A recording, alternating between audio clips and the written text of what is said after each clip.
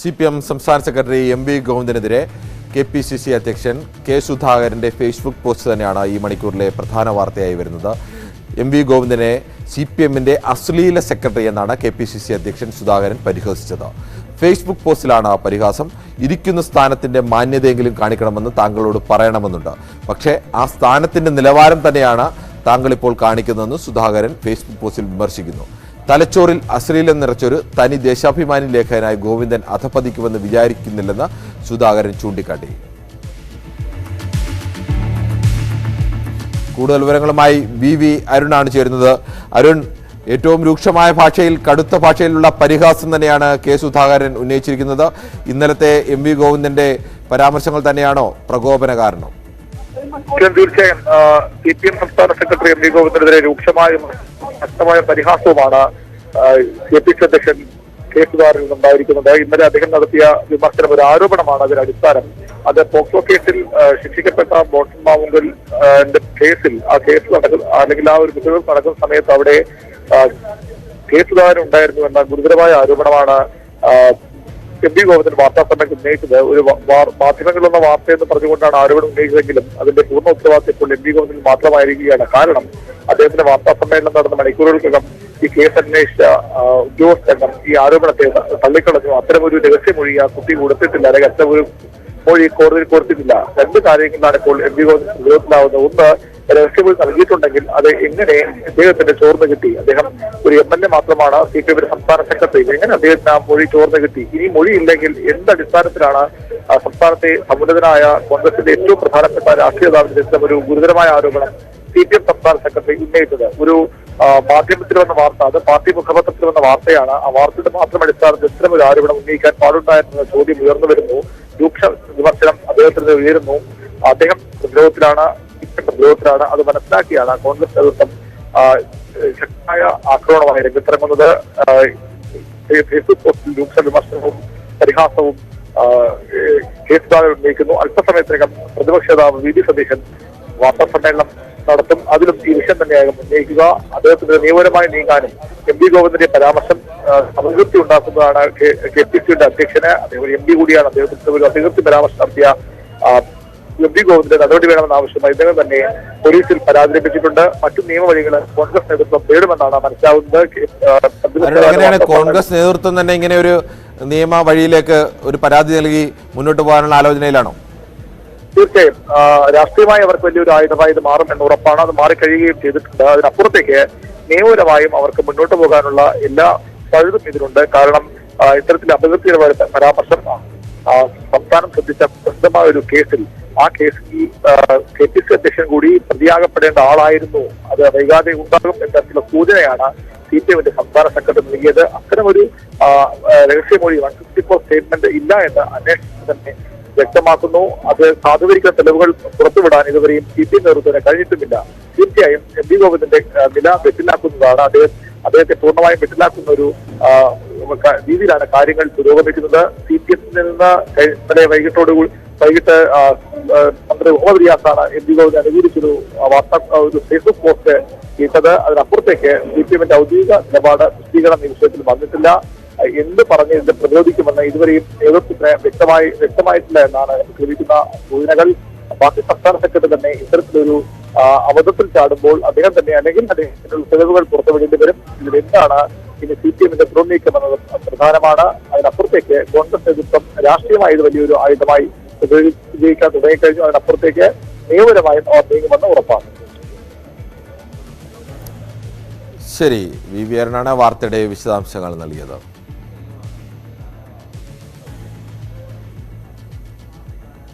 മറ്റു വാർത്തയിലേക്ക്. കെ സുധാകരന്റെ വിശ്വസ്തൻ എബിനെതിരെ ആരോപണവുമായി മോൺസൺ കേസിലെ പരാതിക്കാരൻ ഷമീർ. കേസിലെ സാക്ഷികളെ സ്വാധീനിക്കാൻ എബിൻ ശ്രമിക്കുന്നുവെന്നാണ് ആരോപണം. എബിനെതിരായ തെളിവുകൾ ക്രൈംബ്രാഞ്ചിന് കൈമാറുമെന്നും ഷമീർ പറഞ്ഞു. ബഹുമാനപ്പെട്ട MV ഗോവിന്ദൻ മാസ്റ്റർ ഒരു പോക്സോ കേസുമായി ബന്ധപ്പെട്ട ഒരു പരാമർശവും ഉണ്ടായിട്ടുള്ളത്. ഞങ്ങളുടെ ഒരു അറിവിലോ അത്തരത്തിലൊരു വാദഗതി ഞങ്ങൾക്കില്ല. ഞങ്ങൾക്ക് അത്തരത്തിൽ ഏതെങ്കിലും ഒരു കേസുമായി ബന്ധപ്പെട്ട്, പീഡന കേസുമായി ബന്ധപ്പെട്ടോ ഇദ്ദേഹത്തിൻ്റെ സാന്നിധ്യമുണ്ടെന്നുള്ള ഒരു ആക്ഷേപമോ അഭിപ്രായമോ ഞങ്ങൾക്ക് അത്തരത്തിൽ ഏതെങ്കിലും ഒരു മൊഴിയിൽ ഇദ്ദേഹത്തിൻ്റെ ഒരു സ്റ്റേറ്റ്മെൻറ്റ് വന്നതായിട്ടുള്ള അറിവോ ഞങ്ങൾക്കില്ല. മോൺസന്റെ അക്കൗണ്ടിൽ നിന്നും കൃത്യമായി ഇദ്ദേഹത്തിൻ്റെ ഈ PA എന്ന് പറയുന്ന എബിൻ എബ്രഹാം മാസപ്പടി വാങ്ങാറുണ്ട്. അതുമായി ബന്ധപ്പെട്ട മുഴുവൻ തെളിവുകളും ശേഖരിച്ചിട്ടുണ്ട്. അത് ഇന്ന് ക്രൈംബ്രാഞ്ചിന് കൊടുക്കും. കൂടാതെ ഈ സുധാകരൻ അനൂപിൽ നിന്ന് പണം വാങ്ങുമ്പോഴും ഈ പറയുന്ന നവംബർ 22, 2018 എബിൻ്റെ സാന്നിധ്യം അവിടെ ഉണ്ട്. കൂടാതെ അവിടെ 8 തവണ സുധാകരൻ വന്നപ്പോഴും അദ്ദേഹത്തിൻ്റെ കൂടെ ഇദ്ദേഹമുണ്ട്. ഈ എബിൻ മോൺസന്റെ അക്കൗണ്ടിൽ നിന്ന് മാത്രമല്ല, മോൺസന്റെ ജീവനക്കാരനായ ജോഷി, അജിത്ത്, ജെയ്സൺ, അതേപോലെ മറ്റ് 2 സ്റ്റാഫുകളുടെ അക്കൗണ്ടിൽ നിന്നും കൃത്യമായി ഇദ്ദേഹം പണം കൈപ്പറ്റിയിട്ടുണ്ട്. അതുകൂടാതെ ഇപ്പോൾ 164 കൊടുത്ത സാക്ഷികളെ ഇദ്ദേഹം സ്വാധീനിച്ചതിൻ്റെ വാട്സപ്പ് ചാറ്റുകൾ, എറണാകുളം ഗസ്റ്റ് ഹൗസിൽ ഇദ്ദേഹം കാത്തു നിൽക്കുന്ന ഫോട്ടോ ഉൾപ്പെടെ അയച്ചു കൊടുത്തുകൊണ്ട് 164 കൊടുത്ത മുൻ ഡ്രൈവർ അജിത്തിനെ വിളിക്കുന്ന വാട്സപ്പ് ചാറ്റുകൾ വരെയുണ്ട്. മോൺസൺ കേസിലെ പരാതിക്കാരനായ ഷമീറാണ് ഗുരുതരമായ ആരോപണം ഉന്നയിക്കുന്നത്. കേസിലെ സാക്ഷികളെ സ്വാധീനിക്കാനടക്കം സുധാകരന്റെ വിശ്വസ്തനായ എബിൻ ശ്രമിച്ചുവെന്നും ഇതിനുള്ള തെളിവുകളടക്കം നൽകിയിട്ടുണ്ടെന്നും പണം നൽകിയപ്പോഴെല്ലാം എബിന്റെ സാന്നിധ്യമുണ്ടായിരുന്നുവെന്നും മോൺസൺ മാവുങ്കലിന്റെ മറ്റ് വിശ്വസ്തരുടെയും അക്കൗണ്ടുകളിൽ നിന്ന് എബിന്റെ അക്കൗണ്ടിലേക്ക് പണം പോയിട്ടുണ്ട് എന്നുള്ള ആരോപണങ്ങൾ കൂടിയാണ് ഉന്നയിക്കുന്നത്. ക്രൈംബ്രാഞ്ചിനെതിരെ ആരോപണവുമായി മോൺസൺ മാവുങ്കൽ കോടതിയിൽ. തട്ടിപ്പ് കേസിൽ സുധാകരന്റെ പേര് പറയാൻ ഡിവൈഎസ്പി റസ്തം ഭീഷണിപ്പെടുത്തി. കോടതിയിൽ വീഡിയോ കോൺഫറൻസ് വഴി ഹാജരാക്കിയപ്പോഴാണ് മോൺസൺ ആരോപണം ഉന്നയിച്ചത്. കൂടുതൽ വിവരങ്ങളുമായി MS അനീഷ് കുമാറാണ് ചേരുന്നത്. അനീഷ്, എന്താണ് മോൺസൺ മാവുങ്കലിന്റെ കോടതിയിൽ പറഞ്ഞതിന്റെ കൂടുതൽ വിശദാംശങ്ങൾ? കിരൺ, മോൺസൺ കേസുമായി ബന്ധപ്പെട്ട കൂടുതൽ രാഷ്ട്രീയ ആരോപണങ്ങളുമായി ഇരുമുന്നണികളും ഇരുവശത്തും നിൽക്കുന്ന സാഹചര്യത്തിനിടെയാണ് പുതിയ വെളിപ്പെടുത്തലുമായി ഇപ്പോൾ മോൺസൺ മാവുങ്കൽ രംഗത്തെത്തിയിരിക്കുന്നത്. കോടതിയിൽ ഇന്ന് ഹാജരാക്കിയപ്പോഴാണ് മോൺസൺ ആരോപണം ഉന്നയിച്ചിരിക്കുന്നത്. തട്ടിപ്പ് കേസിൽ സുധാകരന്റെ പേര് പറയാൻ ഡിവൈഎസ്പി റസ്തം ഭീഷണിപ്പെടുത്തിയെന്നാണ് മോൺസൺ മാവുങ്കൽ കോടതിയിൽ പറഞ്ഞിരിക്കുന്നത്. സുധാകരന്റെ പേര് പറഞ്ഞില്ലെങ്കിൽ ഭാര്യയും മക്കളും ജീവനോട് ഉണ്ടാകില്ലെന്ന് ഭീഷണിപ്പെടുത്തിയെന്നും പറയുന്നു. അനൂപിൽ നിന്നും പണം വാങ്ങിയത് സുധാകരന് കൊടുക്കാൻ വേണ്ടി ആണെന്ന് പറയണമെന്നും രസ്തം നിർബന്ധിച്ചു എന്ന് പറയുന്നു. സുധാകരന്റെ പേര് പറഞ്ഞില്ലെങ്കിൽ ഗുരുതരമായ പ്രത്യാഘാതമാവും കേസിൽ തനിക്കുണ്ടാവുകയെന്ന് ഭീഷണിപ്പെടുത്തിയെന്നും മോൺസൺ മാവുങ്കൽ പറയുന്നുണ്ട്. ഒപ്പം ഈ പരാതി കഴിഞ്ഞ ദിവസം വിധി വന്ന പോക്സോ കേസിലെ പരാതിക്കാരിയെ പീഡിപ്പിക്കുന്ന സമയത്ത് സുധാകരൻ ആ വീട്ടിലുണ്ടായിരുന്നുവെന്ന് മൊഴി നൽകണമെന്ന് ഡിവൈഎസ്പി റസ്തം ആവശ്യപ്പെട്ടുവെന്നും മോൺസൺ പറഞ്ഞിട്ടുണ്ട്. എന്തായാലും മോൺസന്റെ പരാതിയിൽ ജയിൽ മേധാവി വഴി രേഖാമൂലം എഴുതിയറിയിക്കാൻ എറണാകുളം അഡീഷണൽ ജില്ലാ സെഷൻസ് കോടതി നിർദ്ദേശം നൽകുകയും ചെയ്തിരിക്കുന്നു. എന്തായാലും കഴിഞ്ഞ ദിവസം തന്നെ പരാതിക്കാരടക്കം ഇന്നും പരാതിക്കാർ രംഗത്തെത്തിയിരുന്നു. ഈ മോൺസൺ മാവുങ്കലിന് പണം നൽകി, അത് എബിൻ മുഖേന സുധാകരൻ എത്തിയെന്നടക്കമുള്ള കാര്യങ്ങൾ പറഞ്ഞിരുന്നു. ഈ സാമ്പത്തിക തട്ടിപ്പും ഈ സുധാകരന് പണം ലഭിച്ചു എന്ന വിലയിരുത്തലിന്റെ അടിസ്ഥാനത്തിലാണ് സുധാകരന് ചോദ്യം ചെയ്യുന്നതിനായി നേരത്തെ നോട്ടീസ് നൽകുകയും ചെയ്തിരുന്നത്. ആദ്യഘട്ടം നോട്ടീസ് നൽകിയെങ്കിലും സുധാകരൻ ഹാജരാവാതെ മാറുകയായിരുന്നു. പിന്നീട് എത്താമെന്ന് അറിയിക്കുകയും ചെയ്തിരുന്നു. ഇതിന് പിന്നാലെയാണ് ഇപ്പോൾ അതീവ ഗുരുതരമായ ആരോപണം കോടതിയിൽ മോൺസൺ മാവുങ്കൽ ഉന്നയിച്ചിരിക്കുന്നത്. ഈ മോൺസൺ മാവുങ്കലിന്റെ മൊഴി അനുസരിച്ചാണെങ്കിൽ നേരത്തെ തന്നെ ഈ സുധാകരനെ കേസിൽ ഉൾപ്പെടുത്താൻ വേണ്ടിയുള്ള ശ്രമം പോലീസിന്റെ ഭാഗത്തു നിന്ന് ഉണ്ടായിരുന്നുവെന്ന്, അങ്ങനെയാണോ? തീർച്ചയായും അത്തരത്തിലാണ് ഇപ്പോൾ മോൺസൺ മാവുങ്കൽ കോടതിയിൽ പറഞ്ഞിരിക്കുന്നത്. വിശദമായ കാര്യങ്ങൾ എഴുതി നൽകണം എന്നാണ് ആവശ്യപ്പെട്ടിരിക്കുന്നത്. ഇന്ന് കോടതിയിൽ ഹാജരാക്കിയപ്പോഴാണ് ഇക്കാര്യം, തനിക്കൊരു കാര്യം പറയാനുണ്ട് എന്ന് ചൂണ്ടിക്കാട്ടിയാണ് കോടതിയുടെ ശ്രദ്ധയിൽ ഇക്കാര്യം പെടുത്തിയത്. 2 കേസുകളുമായി ബന്ധപ്പെട്ടാണ്. ഒന്ന്, ഈ സാമ്പത്തിക തട്ടിപ്പ് കേസുമായി ബന്ധപ്പെട്ട് സുധാകരന് പങ്കുണ്ട്, അല്ലെങ്കിൽ സുധാകരന് പണം നൽകി എന്ന രീതിയിൽ പറയണമെന്നും, മറ്റൊന്ന് ഈ പോക്സോ കേസിലെ ഇര പീഡിപ്പിക്കപ്പെടുന്ന സമയത്ത് ആ സാഹചര്യത്തിൽ ആ മുറിയിൽ സുധാകരൻ ഉണ്ടായിരുന്നുവെന്നും പറയണമെന്നാണ് പറഞ്ഞിരിക്കുന്നത്. ഇതിന്റെ പ്രത്യാഘാതം വളരെ മോശമായിരിക്കുമെന്ന് പോലീസ് ഭീഷണിപ്പെടുത്തുമെന്നും പറയുന്നു. കാരണം ഒരു രാജാവ് കണക്കെ ജീവിച്ചിരുന്ന ആളാണ് പ്രതാപകാലത്ത് മോൺസൺ മാവുങ്കൽ. എന്നാൽ ആ രാജപ്രതാപമൊക്കെ പ്രതിപക്ഷ നേതാവ് വി ഡി സതീശൻ മാധ്യമങ്ങളെ കാണുകയാണ് തത്സമയ സംരക്ഷണത്തിലേക്ക്. അവിടെ ഉണ്ടായിരുന്നു എന്ന തരത്തിലൊരു മൊഴിയുണ്ട് എന്ന് ഇന്നലെ ദേശാഭിമാനി പത്രം ഒരു വാർത്ത പ്രസിദ്ധീകരിച്ചിരുന്നു. ഇന്നലെ ഉച്ചയ്ക്ക് CPM സംസ്ഥാന സെക്രട്ടറി ശ്രീ MV ഗോവിന്ദൻ ഈ ദേശാഭിമാനി വാർത്ത ആവർത്തിക്കുകയും ഈ പീഡനം നടന്ന സമയത്ത് KPCC പ്രസിഡന്റിനെ പോലെ ഒരാൾ അവിടെ ഉണ്ടായിരുന്നു എന്നുള്ള ആരോപണം ആവർത്തിക്കുകയും ചെയ്തു. മാത്രമല്ല ഇങ്ങനെ ഒരു മൊഴി ഉള്ളതായി ക്രൈംബ്രാഞ്ചിൽ നിന്ന് അദ്ദേഹത്തിന് വിവരം കിട്ടിയിട്ടുണ്ടെന്ന് അദ്ദേഹം പറഞ്ഞു. ഞങ്ങൾക്ക് ചോദിക്കാനുള്ളത്, പേരിനെങ്കിലും ആഭ്യന്തര വകുപ്പിന്റെ തലപ്പത്തൊരു മന്ത്രി ഇപ്പോൾ ഉണ്ടല്ലോ, മുഖ്യമന്ത്രി ഉണ്ടല്ലോ.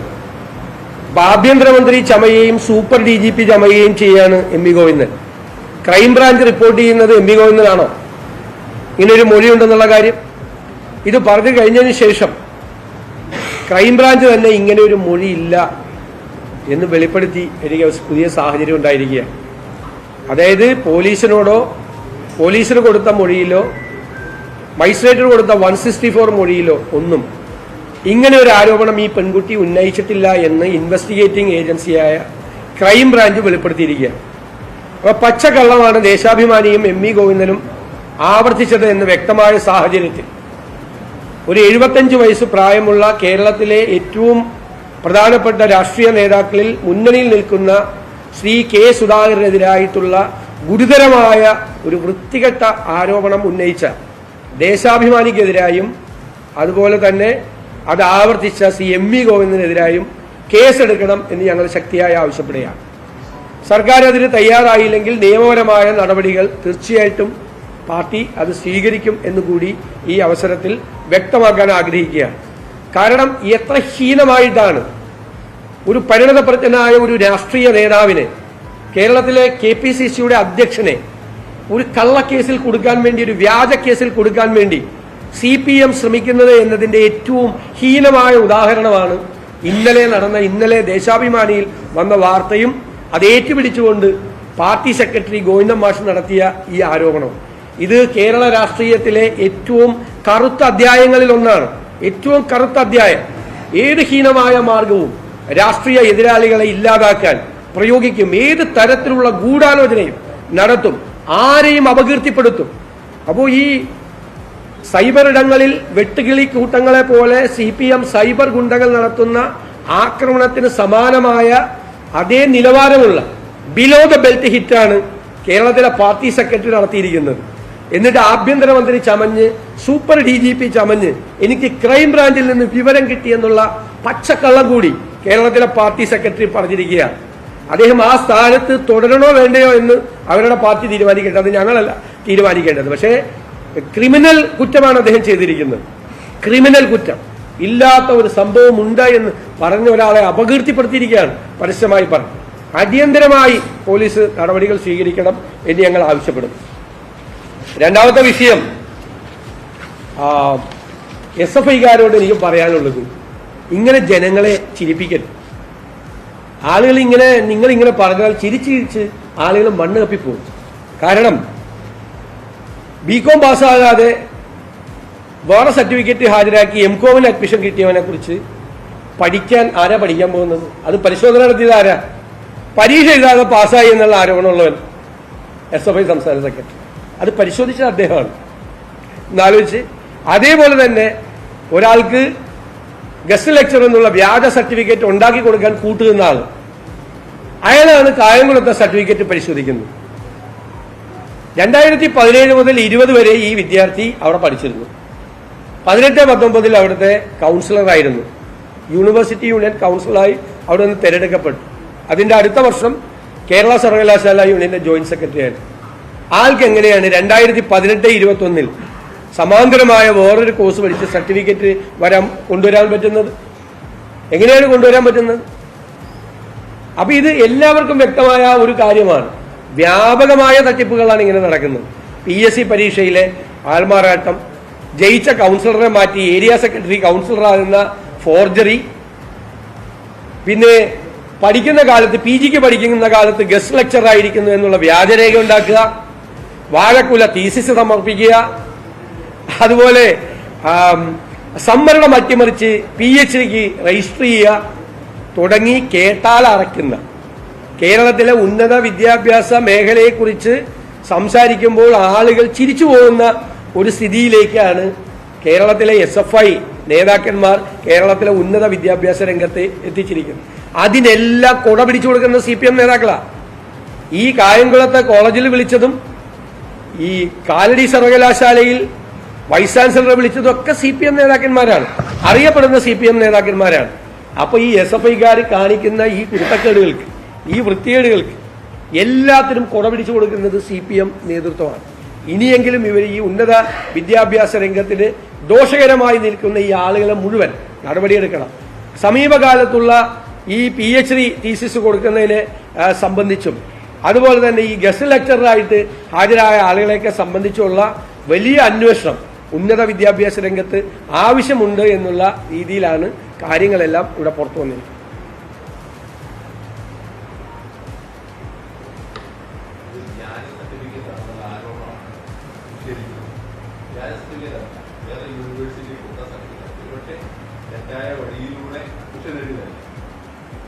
അല്ല, എന്തായാലും ഞാൻ ചോദിക്കട്ടെ, വ്യാജ സർട്ടിഫിക്കറ്റ് എന്നല്ലല്ലോ ഞങ്ങൾ പറഞ്ഞത്. എങ്ങനെയാണ് ഇവിടെ പഠിക്കുന്ന സമയത്ത്, ഇവിടുത്തെ വിദ്യാർത്ഥിയായിരുന്ന സമയത്ത് കലിംഗ യൂണിവേഴ്സിറ്റിയിലെ വിദ്യാർത്ഥിയായിരിക്കുന്നത്? എങ്ങനെയാണ് ഇരിക്കുന്നത്? കലിംഗ യൂണിവേഴ്സിറ്റിയിലെ വിദ്യാർത്ഥി സെയിം പീരീഡ് അല്ലേ? ഓവർലാപ്പ് ചെയ്യില്ലേ?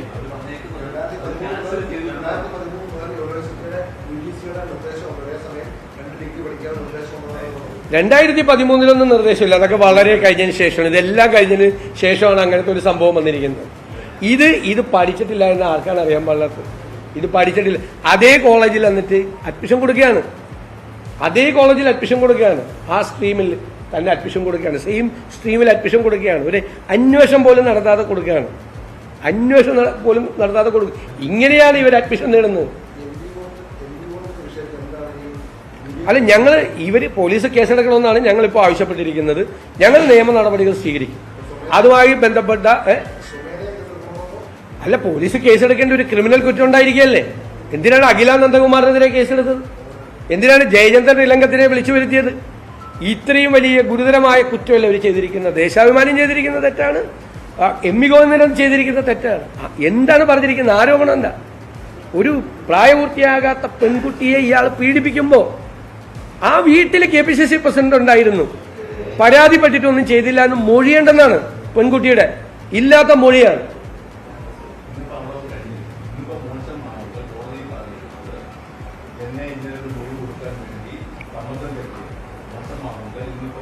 അത് പറഞ്ഞാൽ ഇപ്പോഴത്തെ അന്വേഷണ ഉദ്യോഗസ്ഥൻ KPCC പ്രസിഡന്റിന് ഇതിനകത്ത് പങ്കുണ്ട് എന്ന് പറയണമെന്ന് ആവർത്തിച്ച് അദ്ദേഹത്തെ ഭീഷണിപ്പെടുത്തി എന്നുള്ള കോടതിയിലാണ് മൊഴി കൊടുത്തിരിക്കുന്നത്. അതിനെക്കുറിച്ചല്ലേ അന്വേഷിക്കേണ്ടത്? ഇപ്പൊ മനസ്സിലായല്ലോ ഇതിന്റെ അകത്തൊരു ഗൂഢാലോചന ഉണ്ടായിരുന്നു എന്ന് വ്യക്തമാണ്. KPCC പ്രസിഡന്റിനെ അപകീർത്തിപ്പെടുത്താൻ, പ്രതിപക്ഷ നേതാക്കന്മാരെ അപകീർത്തിപ്പെടുത്താൻ മുഖ്യമന്ത്രിയുടെ ഓഫീസ് കേന്ദ്രീകരിച്ചുകൊണ്ട് നടക്കുന്ന ഗൂഢാലോചനയാണിത്. ആ ഗൂഢാലോചനയ്ക്ക് MV ഗോവിന്ദനും കൂട്ടുനിൽക്കുകയാണ്. പാർട്ടിയും മുഖ്യമന്ത്രിയുടെ ഓഫീസും ചേർന്ന് നടത്തുന്ന ഗൂഢാലോചനയാണ്. ഞാൻ ചോദിക്കട്ടെ, കേരളത്തിലെ ഏതെങ്കിലും രാഷ്ട്രീയ നേതാവിനെതിരായിട്ട് ഇതുപോലെ ഇല്ലാത്ത കാര്യം പറഞ്ഞ് പ്രചരിപ്പിച്ചിട്ടുണ്ട്? ഇതുപോലെ തന്നെയാണ് ഉമ്മൻചാണ്ടിയെ അപകീർത്തിപ്പെടുത്താൻ ശ്രമിച്ചത്, മറ്റു കോൺഗ്രസ് നേതാക്കന്മാരെ അപകീർത്തിപ്പെടുത്താൻ ശ്രമിച്ചത്.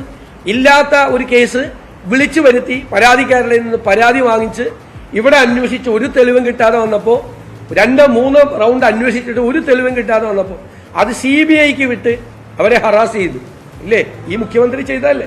എന്നിട്ട് വീണ്ടും ഇപ്പോ 1ാം പിണറായി വിജയന്റെ സർക്കാരിന്റെ കാലത്ത് അന്നത്തെ പ്രതിപക്ഷ നേതാക്കന്മാർക്കെതിരായി ചെയ്തത് അതിന്റെ വീണ്ടും ആവർത്തനമാണ് ഇപ്പോൾ നടക്കുന്നത്. ആവർത്തനം, ഗൂഢാലോചന നടത്തി എല്ലാവരെയും മോശക്കാരാക്കി.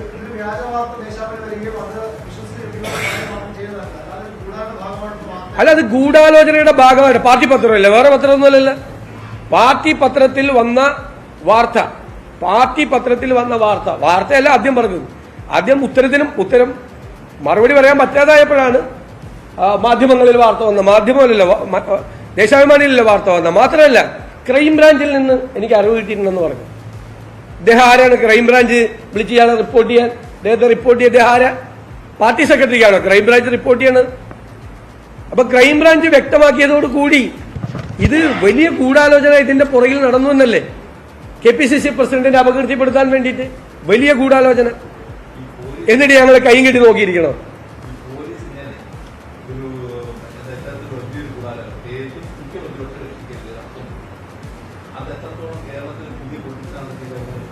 പുതിയ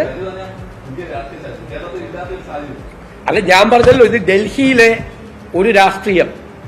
ഡൽഹിയിലെ മോദി സർക്കാർ, സംഘപരിവാർ, ഇന്ത്യയിലെ പ്രതിപക്ഷ രാഷ്ട്രീയ പ്രസ്ഥാനങ്ങളോട്, അവരെ എതിർക്കുന്ന രാഷ്ട്രീയ പ്രസ്ഥാനങ്ങളോട് എടുക്കുന്ന അതേ സമീപനം, അതേ രീതിയാണ് പിണറായി വിജയന്റെ സർക്കാർ കേരളത്തിലെ പ്രതിപക്ഷങ്ങളോടും കേരളത്തിലെ മാധ്യമങ്ങളോടും ചെയ്യുന്നത്. ഒരേപോലെയല്ലേ മാധ്യമങ്ങളോടും അതുപോലെ രാഷ്ട്രീയ നേതാക്കന്മാരോടും ചെയ്യുന്നത്? അപ്പൊ ദേശാഭിമാനിയുടെ കാര്യം എന്ന് പറയുന്നത് ഇത് ആദ്യമായിട്ടല്ലല്ലോ ദേശാഭിമാനിയുടെ കാര്യം. ഇതിനു മുമ്പ് പറഞ്ഞിട്ടുണ്ട്, ചാരവൃത്തി കേസ് അധ്യായം തുറന്നത് ദേശാഭിമാനിയാണ്. ചാരവൃത്തി കേസ് ദേശാഭിമാനി ഇല്ലെങ്കിൽ ഉണ്ടാവില്ലായിരുന്നു എന്നാണ് പറഞ്ഞത്. അപ്പൊ എന്താണ് ചാരവൃത്തി കേസിന്റെ അനന്തരഫലം? എത്രയോ വർഷങ്ങൾക്ക് ശേഷം അപ്പൊ ദേശാഭിമാനിയാണ് ആ വാർത്ത ഉണ്ടാക്കിയത് എന്ന് പറയുകയാണ്. ചാരവൃത്തി മുഖ്യ ലക്ഷ്യം ഇന്ത്യയെ ഒറ്റപ്പെടുത്തൽ. അത് എഴുതിയ ആളിപ്പോ മുഖ്യമന്ത്രിയുടെ ഓഫീസിലുണ്ട്. ആ വാർത്ത എഴുതിയ ആള് ഇന്ത്യയെ ഒറ്റപ്പെടുത്താൻ വേണ്ടിയിട്ടാണ് ഇവിടെ ചാരവൃത്തി നടന്നത് എന്ന് പറഞ്ഞുകൊണ്ട് വാർത്ത ദേശാഭിമാനിയിൽ എഴുതിയ ആള് ഇപ്പൊ മുഖ്യമന്ത്രിയുടെ ഓഫീസിലുണ്ട്. രാജ്യദ്രോഹികൾ വിലസുകയോ, അതാണ് അന്ന് ചെയ്തത്. പിന്നെ ഈ മോൻസൺ മാവുങ്കലിന്റെ ചെമ്പോലക്ക് വിശ്വാസ്യത ഉണ്ടാക്കി കൊടുത്ത ആരാ? ശബരിമല സമരത്തിന്റെ കാലത്ത് ശബരിമലയിലെ ചെമ്പോല, മോൻസൺ മാവുങ്കലിന്റെ ചെമ്പോല, വ്യാജ ചെമ്പോല ഫ്രണ്ട് പേജിൽ പ്രസിദ്ധീകരിച്ച് അതിന് ക്രെഡിബിലിറ്റി ഉണ്ടാക്കി കൊടുത്ത ആരാവരല്ലേ? കെ എം മാത്യുവിന്, മനോരമ ചീഫ് എഡിറ്റർ എതിരായ കെ എം മാത്യുവിന്റെ പേരിൽ വ്യാജ ലെറ്റർ ഹെഡ് ഉണ്ടാക്കി, വ്യാജ കത്തുണ്ടാക്കി അയച്ചത് ആരാണ്? പ്രസിദ്ധീകരിച്ചത് ആരാണ്? ആ കേസിൽ 4ാം പ്രതിയായിരുന്നു ശ്രീ പിണറായി വിജയൻ, അന്ന് പാർട്ടി സെക്രട്ടറി എന്ന നിലയിൽ. പിന്നെ മനോരമക്കാരുടെ കാല് പിടിച്ചിട്ടാണ് ആ കേസ് പിന്നെ മാറ്റിയത്. വ്യാജ ലെറ്റർ പാഡ്, മനോരമയുടെ വ്യാജ സിഗ്നേച്ചറും വ്യാജ ലെറ്റർ പാഡും ഉണ്ടാക്കിയത്. അതിന് നേതൃത്വം കൊടുത്ത ആളും ഇപ്പൊ മുഖ്യമന്ത്രിയുടെ ഓഫീസിലുണ്ട്. കറക്റ്റ് ആളുകളാണ്, മനസ്സിലായില്ലേ? അവരെല്ലാവരും ഉണ്ട്. വീരേന്ദ്രകുമാറിന്റെ പെങ്ങള് സഹോദരി മരിച്ചൊന്നും പറഞ്ഞിട്ട് ഫോട്ടോ കൊടുത്ത് വാർത്ത കൊടുത്തു. ഞാൻ എന്നോട് ചരിത്രമൊന്നും പറയിപ്പിക്കണ്ട.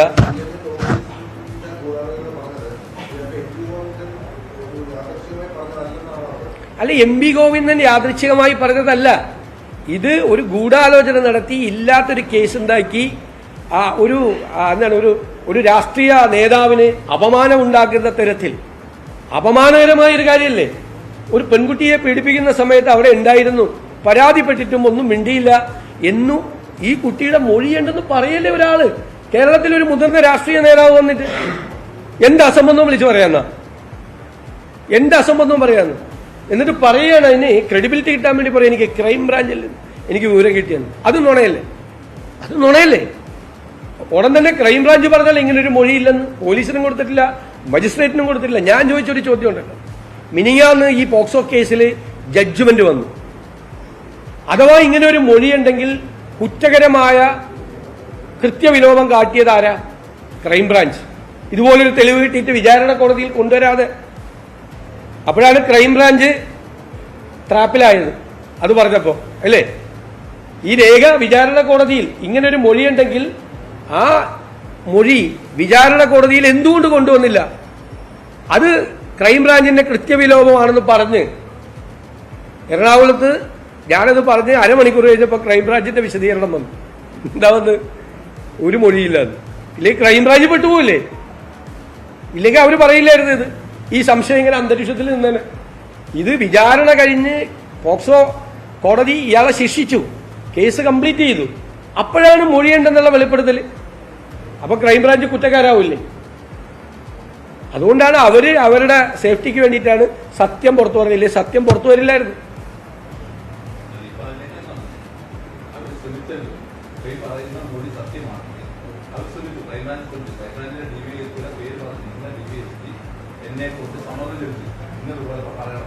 അത് മനസ്സിലായില്ല. ഇത് അന്വേഷിച്ചുകൊണ്ടിരുന്ന ഒരു ഉദ്യോഗസ്ഥനെ മാറ്റി ഈ ഉദ്യോഗസ്ഥരെ നിയമിക്കുകയാണ് അവിടെ.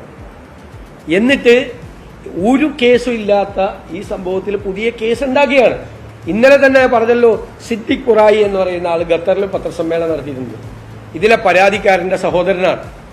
അയാൾ പറഞ്ഞിട്ടുണ്ട് കെ സുധാകരൻ ഇക്കാര്യത്തിൽ ഒരു പങ്കുമില്ല. കെ സുധാകരനെ മനഃപൂർവ്വമായിട്ട് കേട്ടിരിക്കുകയാണ്, വലിച്ചഴിച്ചിരിക്കുകയാണെന്ന് ഖത്തറിൽ അദ്ദേഹം പത്രസമ്മേളനം നടത്തിയിട്ടുണ്ട്. സിദ്ദിഖ് ഖുറായി, ഇതിന്റെ പരാതി കൊടുത്ത യാക്കൂബ് ഖുറായിയുടെ സഹോദരൻ.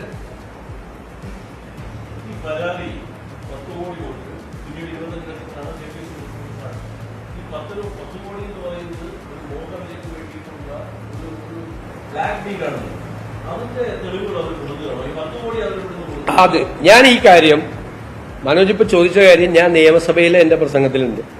അതായത് 2.65 ലക്ഷം കോടി, അത് തന്നെ ഒരു നമ്മൾ കേട്ടാൽ ചിരിച്ചു പോകുന്ന ഒരു എമൗണ്ടാണ്. ഒരു 4-5 സംസ്ഥാനങ്ങൾക്ക് കേന്ദ്രം കൊടുക്കുന്ന ഒരു തുകയാണ്. മോൻസൺ അത്രയും കിട്ടാനുണ്ടെന്ന് പറയുമ്പോൾ ഈ ബിസിനസ് നടത്തിയ ആശുപത്രിക്ക് മുന്നിൽ ABP പ്രവർത്തകരുടെ മാർച്ചാണ്. ABP യുവമോർച്ച പ്രവർത്തകരുടെ പ്രതിഷേധ മാർച്ചാണ്. പോലീസ് ഈ മാർച്ച് തടഞ്ഞു. മാർച്ചിൽ അക്രമാസക്തമായ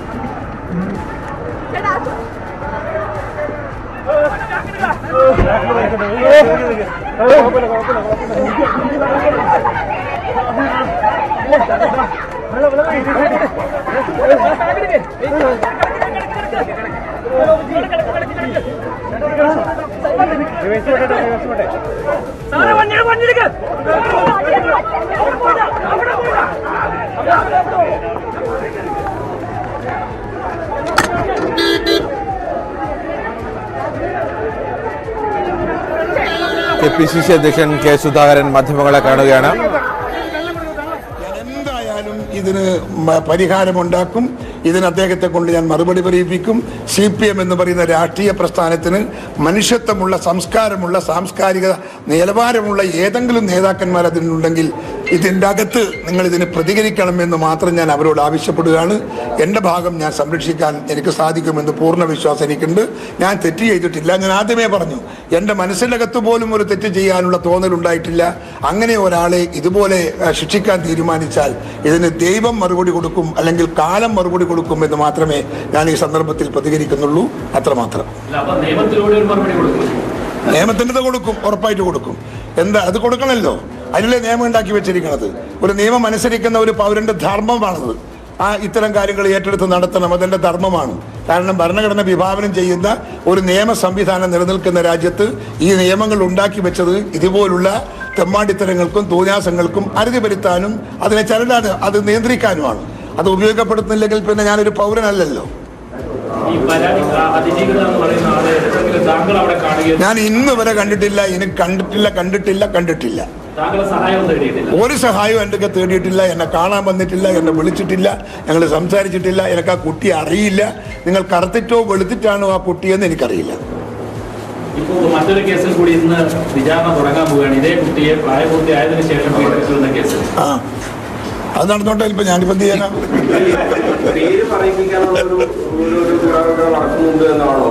നിശ്ചയമായി എന്റെ പേരെടുത്ത് പറയിപ്പിക്കാൻ എല്ലാ ആളിലും സമ്മർദ്ദം ചെലുത്തുന്നുണ്ട്. എല്ലാ ആളുകളിലും സമ്മർദ്ദം ചെലുത്തുന്നുണ്ട്. ഞാൻ ചോദിക്കുന്നത് പിന്നെ ഇത് ഇദ്ദേഹം പറഞ്ഞല്ലോ, മാവുങ്കൽ തന്നെ പറഞ്ഞല്ലോ, പോലീസ് ഉദ്യോഗസ്ഥൻ CI പറഞ്ഞിരിക്കുന്ന ഞാൻ കഥ പറഞ്ഞു. ഞാൻ CI പറഞ്ഞില്ലേ ഈ അതെ, അതും നടന്നിട്ടുണ്ട്, അതും നടക്കുന്നുണ്ട്. അവരെ കൊണ്ട് പറയിപ്പിക്കാനുള്ള ശ്രമങ്ങളും നടക്കുന്നുണ്ട് എന്നുള്ള വിവരം പുറത്തുണ്ട്. അത് ആ കുട്ടിയുടെ ഒരു ബന്ധുവോട് പറഞ്ഞതായിട്ടുള്ള ഒരു വാർത്ത പുറത്തു വന്നിട്ടുണ്ട്. അത് നാളെ വരും, തെളിവോട് കൂടി നാളെ വരാൻ സാധ്യതയുണ്ട്. അപ്പോൾ പല ഭാഗത്തും സമ്മർദ്ദം ചെലുത്തി. ഇപ്പോൾ ഇന്നലെ പിന്നെ ഇദ്ദേഹത്തിൻ്റെ ഈ കൂട്ടത്തിൽപ്പെട്ട ഒരാളാണ് സിദ്ദീഖാണ്, പുറായി സിദ്ദീഖ് എന്ന് പറയുന്ന ആൾ പത്രസമ്മേളനം നടത്തി. അദ്ദേഹം വളരെ വ്യക്തമായി പറഞ്ഞിട്ടുണ്ട്, അദ്ദേഹം ഈ ബിസിനസ്സുകാരെ കമ്പനിയിൽപ്പെട്ട ആളാണ്, ബിസിനസ് ടീമിൽപ്പെട്ട ആളാണ്. എന്നിട്ട് പോലും അദ്ദേഹം പറഞ്ഞു സുധാകരനത് കാശ് വാങ്ങിയിട്ടില്ല, അദ്ദേഹം അത് അറിയില്ല എന്ന് അദ്ദേഹം പറഞ്ഞു. ഇതിന്റെ അപ്പുറത്ത് ഒരു തെളിവെന്താ വേണ്ടെന്നുള്ളത് ഞങ്ങൾ പരിശോധിക്കണം. ഈ ഗോവിന്ദ മാഷെ കുറിച്ച് നേരത്തെ ഈ രീതിയിലല്ല എന്നായിരുന്നു ധരിച്ചത്. അനുഭവം എന്നെ പഠിപ്പിക്കുമ്പോൾ തിരുത്തണ്ടേ? അനുഭവം എന്നെ ഞാൻ അതുപോലെയാണ്. ഞാൻ സത്യസന്ധമായ കാര്യങ്ങളെ കൊണ്ട് പ്രതികരിക്കുന്ന ഒരുത്തനാണ്. ഞാൻ സത്യം പോലെ പറയും. പിണറായി വിജയൻ അഴിമതിക്കാരനായി മാറുന്നത് ഈ SNC ലാവ്ലിൻ കേസ് മുതലാണ് എന്ന് ഞാൻ പറഞ്ഞില്ലേ? എന്നിട്ടും ഞാൻ അന്ന് പറഞ്ഞു SNC ലാവ്ലിൻ കേസിലെ പണം അദ്ദേഹമല്ല ഉപയോഗിച്ചത്, പാർട്ടിയാണ് എന്ന് ഞാൻ പറഞ്ഞു. എന്നിട്ട് ഞാൻ പ്രതികൂട്ടിൽ പിണറായി വിജയനെ നിർത്തിയിട്ടില്ല. പക്ഷെ ഇന്ന് അതല്ല പിണറായി വിജയൻ. ഇന്ന് കൈയിട്ട് വാരാൻ ശ്രമിക്കുന്നത് മുഴുവൻ കുടുംബത്തിന് വേണ്ടി, മക്കൾക്ക് വേണ്ടി. ഇത്രയും മക്കളെ സ്നേഹിക്കുന്ന ഒരു പിതാവിനെ ഈ ലോകത്ത് ദൈവം സൃഷ്ടിച്ചിട്ടുണ്ടോ എന്നെനിക്ക് സംശയമാണ്. ഈ കോടാനുകോടികൾ ഉണ്ടാക്കി കൊടുത്തിട്ടും മതി വരാതെ ഇനിയും അഴിമതിയും കെട്ടുകഥകളും കൊള്ളയും കൊണ്ടുപോകുന്ന ഒരു മുഖ്യമന്ത്രി ഇത്രയും പരിതാപകരമായ ഒരു സാഹചര്യത്തിൽ കാണേണ്ടി വന്നതിൽ എനിക്ക് ദുഃഖമുണ്ട്. ഞാനൊക്കെ ഡോക്ടറുകൾ മെഡിക്കൽ സർട്ടിഫിക്കറ്റ് സയൻസ് ഒന്നും നോക്കുന്നതിന് മുമ്പ് രോഗത്തിന് പരിഹാരം ഉണ്ടാവുന്നത് അതൊന്നും ഇല്ലാത്ത എത്രയോ സ്ഥലത്തുണ്ട്. ഇപ്പൊ ഈ പറയുന്ന ഇന്നലെ പത്രസമ്മേളനം നടത്തിയ ഈ സിദ്ദീഖ് പുറായി പറഞ്ഞിട്ടുണ്ട്, ആരോഗ്യ രംഗത്ത് സുധാകരേട്ടൻ വളരെ പെർഫെക്റ്റ് ആണ്. ഞാൻ കാട്ടിക്കുളം വൈദ്യരെടുത്തു നാടൻ ആയുർവേദ വൈദ്യർ, പാരമ്പര്യ വൈദ്യർ, കേളു വൈദ്യർ, ആദിവാസി വൈദ്യർ.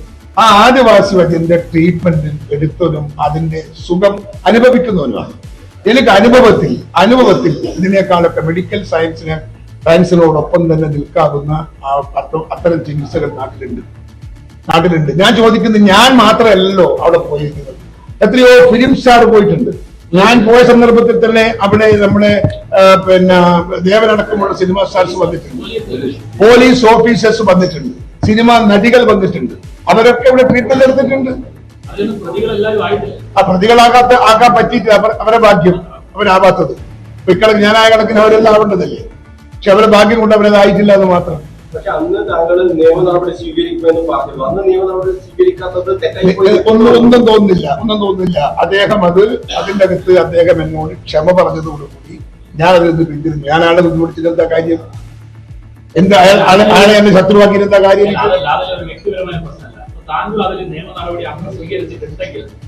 അല്ലാതെ തന്നെ അത് പരസ്യമായല്ലോ. ഇനി അതിന് കേസ് കൊടുത്തിട്ട് കൂടെ പരസ്യമാക്കാൻ. അദ്ദേഹം തട്ടിപ്പ് കേസാണ് എന്ന് പോലീസുകാർ പറഞ്ഞാൽ തട്ടിപ്പ് കേസായില്ലേ? പിന്നെ ഞാൻ എന്റെ സർട്ടിഫിക്കറ്റ് വേണോ? ജോൺസൺ മാവുങ്കൽ ഡോക്ടറല്ല, പഠിക്കാത്ത ഡോക്ടറാണ്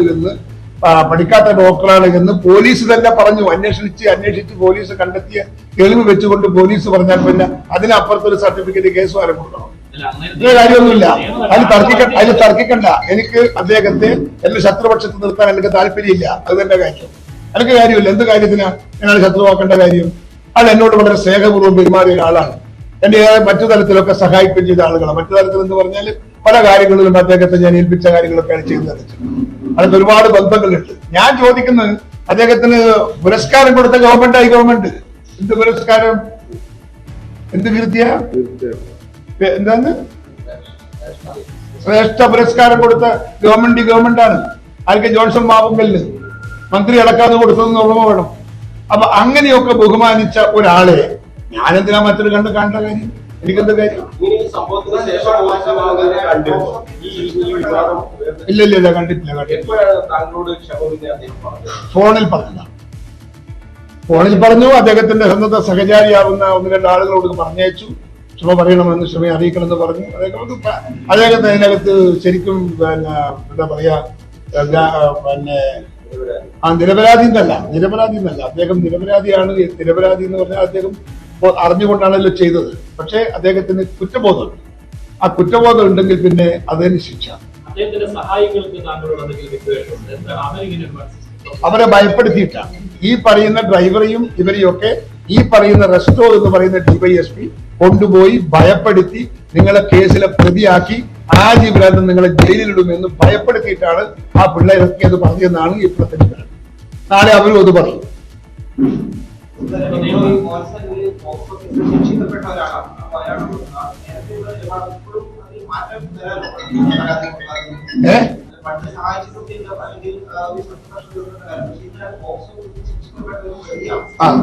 എല്ലാ പ്രതികളെയും ഞാനെന്തിനെ പുറത്ത് കിടക്കേണ്ട കാര്യം? എനിക്കെന്താ കാര്യം? ആയിക്കോട്ടെ. അതുകൊണ്ടെന്താ? ഞാൻ അദ്ദേഹത്തെ അനുകൂലിക്കുന്നൊന്നുമില്ലല്ലോ. അദ്ദേഹത്തെ ഞാൻ പ്രോത്സാഹിപ്പിക്കുന്നൊന്നുമില്ലല്ലോ. അദ്ദേഹത്തെ ശരിയാണെന്ന് വ്യാഖ്യാനിക്കുന്നൊന്നുമില്ലല്ലോ. അദ്ദേഹം ചെയ്തത് ഗുരുതരമായ കുറ്റമാണ്.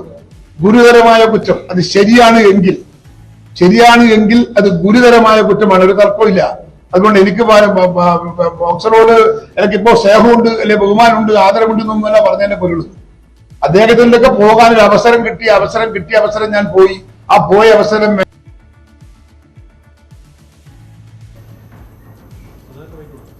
എന്നെ കൊണ്ടുപോയത് അദ്ദേഹവുമായി നീണ്ട വർഷത്തെ ബന്ധമുള്ള ഒരു സ്നേഹിതനാണ് എന്നെ കൊണ്ടുപോയത്. അദ്ദേഹമാണ് അദ്ദേഹത്തെ പരിചയപ്പെടുത്തിയത്. ആ പരിചയത്തിന്റെ പുറത്ത് ഞാൻ പോയി കണ്ടു, സംസാരിച്ചു. ഞങ്ങൾ ഒരുമിച്ച് കുറച്ച് ആൾക്കാലങ്ങൾ കിട്ടു. അത്ര തന്നെ. അതിനകത്ത് മറ്റുള്ള കാര്യങ്ങളൊന്നും പറയേണ്ട കാര്യമില്ല.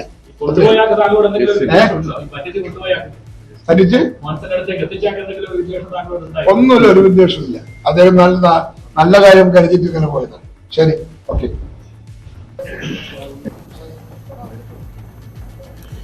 KPCC അധ്യക്ഷൻ K. സുധാകരന്റെ മറുപടികളായിരുന്നു. മോൻസൺ മാവുങ്കലുമായി ബന്ധപ്പെട്ട വിഷയത്തിൽ നിയമ നടപടികളടക്കം തനിക്കെതിരെ MV ഗോവിന്ദൻ ഉന്നയിച്ച ആരോപണത്തിൻ്റെ പേരിൽ, ദേശാഭിമാനി ഉന്നയിച്ച ആരോപണത്തിൻ്റെ പേരിൽ നിയമ നടപടികളടക്കം എടുക്കും എന്നുള്ള ആരോപണം ഉന്നയിക്കുന്നു. എന്നാൽ മോൻസൺ മാവുങ്കലിനെ ശത്രുപക്ഷത്ത് നിർത്താൻ തനിക്ക് താല്പര്യമില്ല. ആ കേസുമായി മറ്റേതെങ്കിലും തരത്തിലുള്ള ബന്ധമല്ല അദ്ദേഹവുമായിട്ടുള്ളത്. മോൻസൺ മാവുങ്കലുമായിട്ട് നേരത്തെ അദ്ദേഹത്തിൻ്റെ അടുത്ത് പോയിട്ടുണ്ട്. അന്ന് തന്നോട് നല്ല രീതിയിലാണ് ഇടപെട്ടത്. തന്നെ പിന്നീട് ഫോണിൽ വിളിച്ചാണ് ക്ഷമ പറഞ്ഞത്. കുറ്റബോധം ഉള്ളതുകൊണ്ടാണ് കേസിന് പോകാത്തത്. മോൻസൺ മാവുങ്കലിന് കുറ്റബോധമുണ്ട്, അതുകൊണ്ട് കേസിന് പോയില്ല. അതിൻ്റെ അർത്ഥം മോൻസൺ മാവുങ്കൽ ചെയ്ത തെറ്റുകളെ ന്യായീകരിക്കല്ല എന്നതുകൂടി K. സുധാകരൻ പറയുന്നു. മറ്റു വാർത്തകളിലേക്ക് കടക്കും മുമ്പ് ഒരു ചെറിയ ഇടവേള.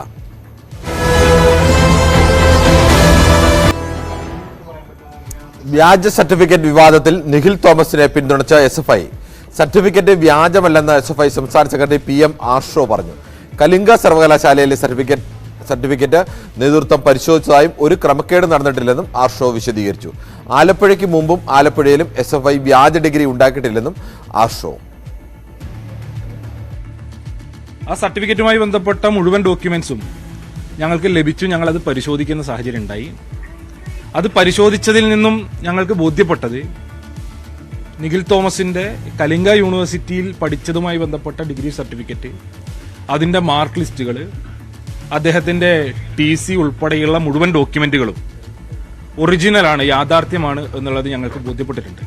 അത് വ്യാജ ഡിഗ്രി അല്ല, വ്യാജ ഡോക്യുമെന്റ് അല്ല. അദ്ദേഹം അവിടെ രജിസ്റ്റർ ചെയ്തിട്ടുണ്ട്, പരീക്ഷ എഴുതിയിട്ടുണ്ട്, പരീക്ഷയ്ക്ക് പാസ്സായിട്ടുണ്ട്, അദ്ദേഹത്തിന് അവിടെ നിന്ന് ഡിഗ്രി കിട്ടിയിട്ടുണ്ട്.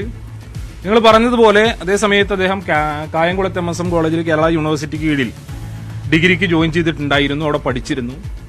ആ ഡിഗ്രി അദ്ദേഹം ക്യാൻസൽ ചെയ്തിട്ടുണ്ട്. ക്യാൻസൽ ചെയ്തു എന്നുള്ള ഡോക്യുമെന്റും ഒറിജിനലാണ്. അദ്ദേഹത്തിന്റെ PG അഡ്മിഷനുമായി ബന്ധപ്പെട്ട് യാതൊരു തരത്തിലുള്ള നിയമവിരുദ്ധ ഇടപെടലും ഉണ്ടായിട്ടില്ല.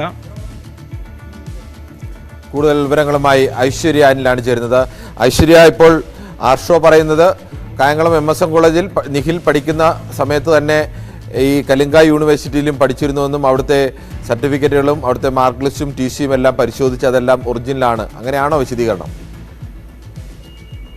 കിരൺ, നിഖിൽ തോമസിനെ പിന്തുണച്ചുകൊണ്ട് തന്നെയാണ് SFIയുടെ സംസ്ഥാന സെക്രട്ടറി PM ആർഷോ രംഗത്തെത്തിയിരിക്കുന്നത്. അതായത് ഈ കലിംഗ യൂണിവേഴ്സിറ്റിയുടേത് എന്ന് പറഞ്ഞ് പുറത്തു വന്നിരിക്കുന്ന ആ സർട്ടിഫിക്കറ്റ് അത് ഒറിജിനൽ ആണ് എന്നുള്ളതാണ് നിലവിൽ SFI സംസ്ഥാന സെക്രട്ടറി നൽകുന്ന വിശദീകരണം. പക്ഷെ പൂർണ്ണമായും നിഖിൽ തോമസിന് ക്ലീൻ ചിറ്റ് നൽകാൻ ആർഷോ തയ്യാറായിട്ടില്ല, അല്ലെങ്കിൽ SFI തയ്യാറായിട്ടില്ല എന്ന് വേണം മനസ്സിലാക്കാൻ. കാരണം ഇതിൽ അതായത് ഈ യൂണിവേഴ്സിറ്റിയിൽ പോയി കൃത്യമായി കൃത്യമായ ഹാജർ നിലയുണ്ടോ അല്ലെങ്കിൽ അതുമായി ബന്ധപ്പെട്ട രേഖകൾ SFIക്ക് ലഭിച്ചിട്ടില്ല. അതുകൊണ്ട് തന്നെ അക്കാര്യത്തിൽ വ്യക്തതയില്ല. പക്ഷേ ഈ സർട്ടിഫിക്കറ്റ് പരിശോധിച്ചപ്പോൾ അത് ഒറിജിനൽ ആണ് എന്നാണ് മനസ്സിലാക്കിയത് എന്ന് മാത്രമാണ് ആർഷോ പറഞ്ഞു നിർത്തിയത്. എന്തായാലും നിലവിൽ ഈ പുറത്തു വരുന്നത് വ്യാജബിരുദം എന്ന് മാധ്യമങ്ങൾ പറയുന്നതാണ്. അതിൽ മാധ്യമങ്ങൾക്കാണ് തെറ്റുപറ്റിയത്. നിരന്തരമായി അതായത് മറ്റിടങ്ങളിൽ ഇത്തരത്തിലുള്ള വാദങ്ങൾ വരുമ്പോൾ അതിന് അത്രയധികം പ്രാധാന്യം നൽകുന്നില്ല. SFIയുടെ പേരിൽ മാത്രം ഇത്തരം വിവാദങ്ങൾ ഉണ്ടാകുമ്പോൾ അതിന് അമിത പ്രാധാന്യം നൽകുന്നത് മാധ്യമങ്ങളാണ് എന്നുള്ള രീതിയിലാണെന്ന് ആർഷോ വിശദീകരിച്ചത്. എന്തായാലും നിഖിൽ തോമസിന്റെ നിലവിൽ കലിംഗ യൂണിവേഴ്സിറ്റിയിലെ സർട്ടിഫിക്കറ്റ് ഒറിജിനൽ ആണ് എന്ന് തന്നെയാണ് PM ആർഷോ വ്യക്തമാക്കുന്നത്. ഈ ഒരേ സമയത്ത് തന്നെ ഇങ്ങനെ പഠിക്കാനുള്ള സംവിധാനം കൂടി ഉണ്ട് എന്ന് നിയമപരമായി ഉണ്ട് എന്നാണോ പറയുന്നത്?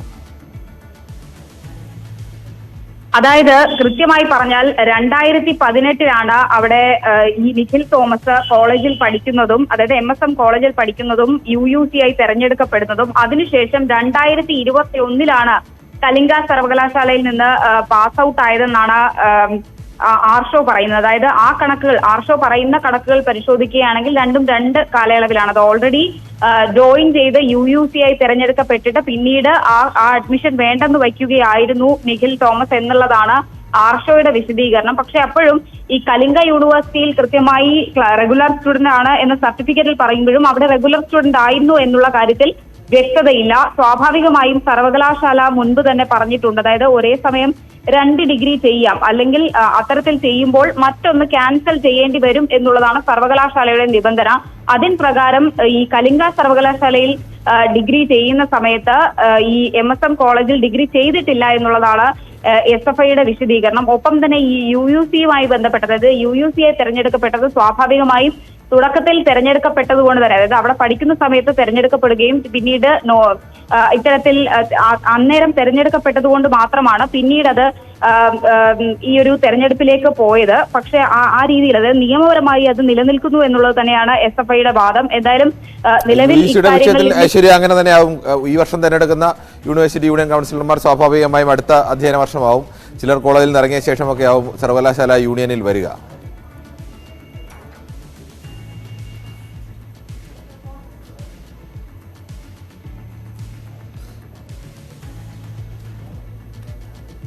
ശരി, ഐശ്വര്യാനിലാണ് വിവരങ്ങൾ നൽകിയത്. ഇനി കായിക വാർത്തകൾ.